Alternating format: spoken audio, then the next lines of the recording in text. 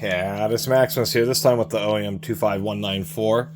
This is an older set of automatic wire strippers from OEM. Not that much older, but maybe like 10 years old. They have green handles now, is all I'm saying. OEM is owned by Great Neck Tools, and they certainly talk about long history and owned by family, but a lot of the tools that Great Neck and OEM are manufactured overseas. They don't make much stuff domestically. Anyway, I need to do a little bit of lubrication, but these are a copy of the Ideal Stripmasters. Ideal and Speedex are the two companies that really pioneered these types of guillotine automatic wire strippers. Ideal ended up refining their early ones into this pattern, and once those patents ran out, basically everybody decided that that was the absolute design to have. And they're basic, all these different types of these more premium automatic wire strippers are all based on Ideal's design. And I've certainly have reviewed several of them, but you know, Harbor Freight's, the Doyle's are this type of design. Just so many manufacturers now. It's kind of really a little bit surprising. So this got a little bit rusty. We'll see if we can't. Just a little bit of lube. It's a really nice, reliable design. And how this design works is, of course, you have these handles. They have crossbars, connect to tabs. So one handle is connected to the stripping teeth. One handle is connected to the clamping jaw. When you pull the handles, let's get a piece of wire here. Should be about the right size.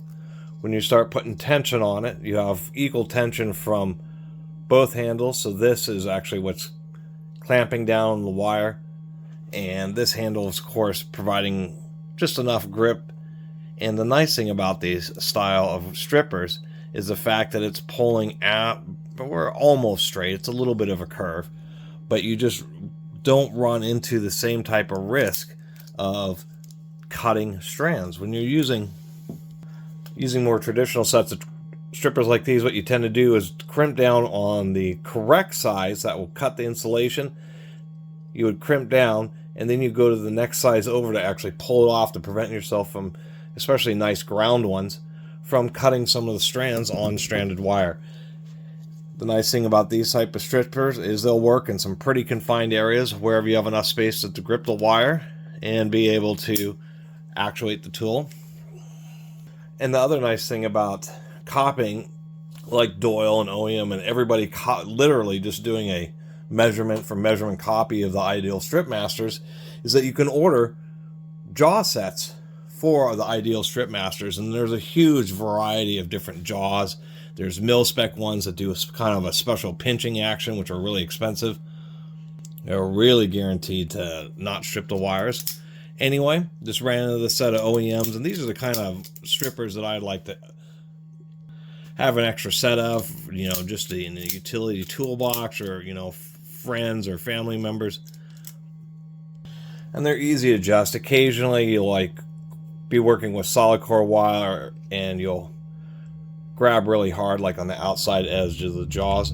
I was noticing the jaws here weren't aligned, and all you have to do is just loosen these couple of screws, a couple of nuts actually, I believe, on the Ideals, but this lower jaw can kind of move around some, so all you do is you just clamp it down and then tighten the screws. It's another nice aspect, actually, having a little bit of play in there allows you to do this, where you can readjust the jaws so they all end up, or so they end up back in perfect alignment.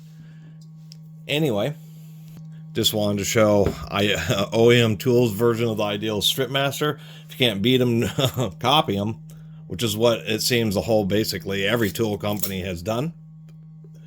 The one difference is, instead of dipped handles, I kind of like these push-on, or these, you know, these aren't overmolded, these are press-on, kind of more contoured, textured handles. And to tell you the truth, I kind of like those. I like that they have just a little bit more of a hook here, and are just a little bit easier to grip and work with. Just such a nice and effective design. Only oddball is, I think, well, the newer ones, they have a different color, but back then I can't understand why they would have chose, like, you know, off-white office furniture color. Anyway, thanks for watching.